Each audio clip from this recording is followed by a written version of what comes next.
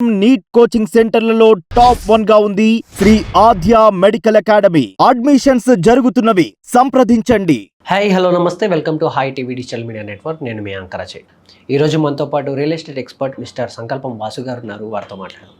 నమస్తే వాసు గారు. నమస్తే అజయ్, ఎలా ఉన్నారు? Super and rock solid. Vasu గారు, రియల్ ఎస్టేట్లో రకరకాల రియల్ ఎస్టేట్ ఉంటాయని చెప్పేసి నేను విన్నాను. నిజమేనా? దానికి అసలు ఏమేమి ఉంటాయి? ఎన్ని రకాల రియల్ ఎస్టేట్ ఉంటాయి? బేసిక్గా మీరు ఎప్పుడు వినే రియల్ ఎస్టేట్ ఏంటంటే, మీరు సిటీకి 50 కిలోమీటర్స్ 70 కిలోమీటర్స్ ఉన్న దూరంలో DTCP lands, VMRDA lands, HMDA lands అవి ఒకటే చూస్తుంటారు. అది రియల్ ఎస్టేట్లో కేవలం 20% మాత్రమే, 10% మాత్రమే.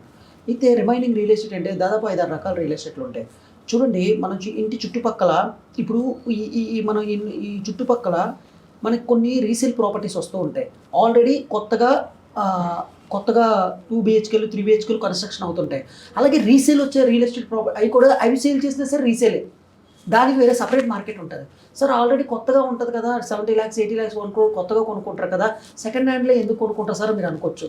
కానీ మనకు ఒక ప్రైమ్ ఏరియాలో ఉంది, అక్కడ కొత్త ప్రాపర్టీస్ లేవు, కానీ సెకండ్ హ్యాండ్ ప్రాపర్టీస్ మనకు తక్కువకు వస్తాయి, తక్కువ రావడం ఛాన్స్ ప్రాపర్టీస్గా మారుతాయి.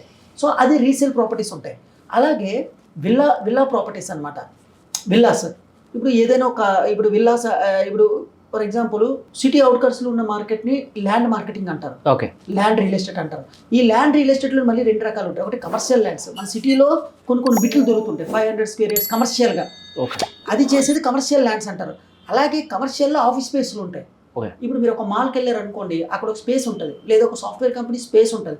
అది మనం 1 month రెంట్కి ఇప్పించాం అనుకోండి, లీజ్కి ఇప్పించినా సరే 1 month ఇటువైపు 1 month అటువైపు 1 month వస్తుంది. దాన్ని కమర్షియల్ స్పేస్ రియల్ ఎస్టేట్ అంటారు. అలాగే కమర్షియల్ రిటైల్ స్పేస్ అమ్మడం.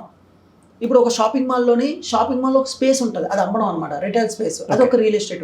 అలాగే మన సిటీ దాటిన తర్వాత అగ్రికల్చర్ ల్యాండ్స్ ఉంటాయి, ఫార్మ్ ల్యాండ్స్. ఇప్పుడు కొంతమంది చదువు లేని వాళ్ళు, ఎడ్యుకేషన్ లేని వాళ్ళు, విలేజ్లో ఉన్న వాళ్ళు అగ్రికల్చర్ ల్యాండ్ రియల్ ఎస్టేట్ చేస్తారు. వాళ్ళు సిటీలోకి వచ్చి కమర్షియల్ ల్యాండ్స్, కమర్షియల్ ప్రాపర్టీస్ అమ్మలేరు, అది వాళ్ళు చేస్తారు.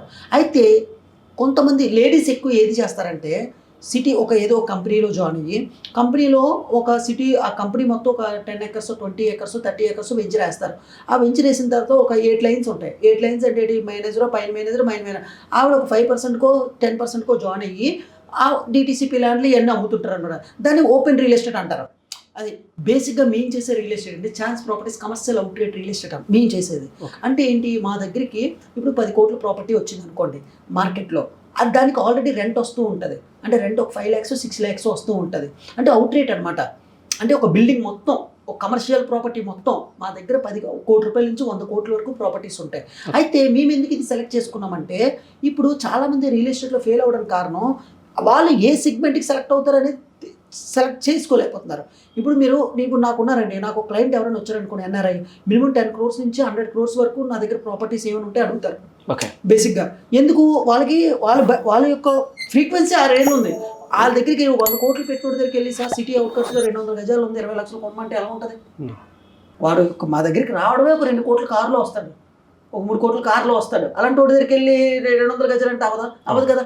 అదే మనం ఎక్కడైనా కిరాణా షాప్ వాడి దగ్గరికి వెళ్ళి, లేదంటే ఒక చిన్న ఎంప్లాయీ దగ్గరికి వెళ్ళి, బాబు సిటీ అవుట్కట్స్లో 10 lakhs 20 lakhs ప్లాట్ ఉంది, తీసుకోమంటే తీసుకుంటారు. అయితే ఇక్కడ పర్సన్ బట్టి రియల్ ఎస్టేట్ మారాలి. ఓకే, మీకు అర్థమైందండి. ఇప్పుడు ఒక వ్యక్తి ఉన్నాడు, ఒక వ్యక్తి సార్ నేను ఆఫీస్ కొనుక్కోవాలనుకుంటున్నాను, ఆఫీస్ స్పేస్ కావాలి నాకు అంటే, ఆ వ్యక్తికి ఆఫీస్ స్పేస్ చూపించాలి. ఇప్పుడు కొంతమంది ఉంటారు, సార్ నేను అగ్రికల్చర్ వ్యవసాయం చేయాలనుకుంటున్నాను, ఎన్ఆర్ఐలు చాలా మంది కొనుక్కుంటారు, నాకు అగ్రికల్చర్ ల్యాండ్స్ ఒక 10 acres 20 acres వరి ఏదైనా చూపించాలి సార్, నేను పంట పండించుకుంటాను మనుషులు పెట్టుకొని అంటే, వాళ్ళకి అది చూపించి అగ్రికల్చర్ రియల్ ఎస్టేట్. అయితే ఇప్పుడు కొంతమంది డబ్బు ఉంటుంది, కానీ వాళ్ళకి రియల్ ఎస్టేట్ చేయాలనిపిస్తుంది, కానీ ఎవరి దగ్గరికి వెళ్ళాలి, ఏం చేయాలి అని తెలియదు అనమాట. అయితే అలాగని వేరే కంపెనీలో 200 గజాలు 100 గజాలు అమ్మాలంటే వాళ్ళకి సేఫ్ ఫీలింగ్, ఎందుకంటే they are doctors, lawyers, professionals అని ఉంటారు, కానీ వాళ్ళకి రియల్ ఎస్టేట్ చేయాలని ప్యాషన్ ఉంటుంది. అలాంటి వాళ్ళు అంటే ఏం చేయాలంటే కమర్షియల్ అవుట్లెట్ ప్రాపర్టీస్ చేయాలి. ఓకే, ఏం చేయాలండి, కమర్షియల్ అవుట్లెట్. అయితే రెసిడెన్షియల్ అవుట్లెట్ ప్రాపర్టీస్ చేయాలి. అంటే అవుట్లెట్ అంటే ఏంటి, ఇప్పుడు ఒక బిల్డింగ్ అయినా, లేదంటే ఒక ల్యాండ్, మన చుట్టుపక్కల మన సిటీలో మనం చేసే బిజినెస్ ఇదంతా. ఓకే, సిటీలో చేసే బిజినెస్ అంటే, ఇప్పుడు ఒక ల్యాండ్ కనిపిస్తుంది, అది ఒక 10 కోట్లకి 20 కోట్లకో ఉంది, అది తక్కువ రేటుకి కొనుక్కొని లేదా అగ్రిమెంట్ చేయించుకొని వేరే అమ్మడం అనమాట. అంటే ఇప్పుడు 50 కోట్ల ప్రాపర్టీ మీరు అమ్మించారు అనుకోండి, మీకు ఎంత వస్తుంది చెప్పనా? ఇట్స్ ఒక 50 lakhs, అట్స్ ఒక 50 lakhs వస్తుంది, 1% వస్తుంది. ఆ 50 కోట్లను ఓనర్తో మీరు మాట్లాడుకున్నారు అనుకోండి, సార్ నేను 50 crores అమ్మిస్తాను, బట్ నాది 1 crore మార్జిన్ పెట్టుకుంటాను అన్నారు అనుకోండి, ఓనర్కి మీకు బాగుంది అనుకోండి, హ్యాపీగా 1 crore మార్జిన్ పెట్టుకోవచ్చు. ఈ రోజు జూబ్లీలో చాలా మంది టాప్ మోస్ట్ ఏజెన్సీ బిల్డర్లు అయిపోయి టాప్ మోస్ట్ ఇల్లులు, కార్లు, బోల్డ్ కొనుక్కున్నారు ఈ కమర్షియల్ రియల్ ఎస్టేట్ చేసుకొని. అయితే ఇది ఎవరి ద్వారా చేయాలి అంటే మీరు ఓన్గా చేయలేరు, ఎందుకంటే మీకు ప్రాపర్టీస్ బయట ఏవి సేల్ కొన్నాయని మీకు తెలియదు. ఇప్పుడు మేము ఇదే ఫీల్డ్లో ఉంటాం, మేము అమరావతిలో కానివచ్చు, వైజాగ్, జూబ్లీహిల్స్, బంజారాహిల్స్, కోకాపేట వరకు మాకు ప్రాపర్టీస్ వస్తూ ఉంటాయి.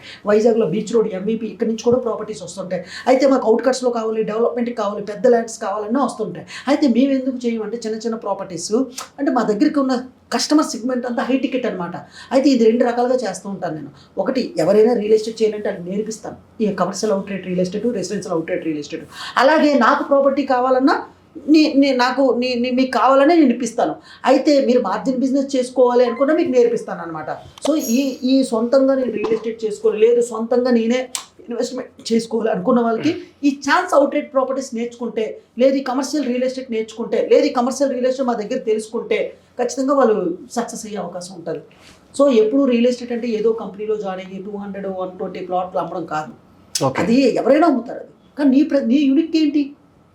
You are the brand. నువ్వు ఒక కంపెనీ పెట్టు, ఒక 10,000 రూపీస్ రిజిస్ట్రేషన్ చేయించుకుంటే కంపెనీ పెట్టచ్చు.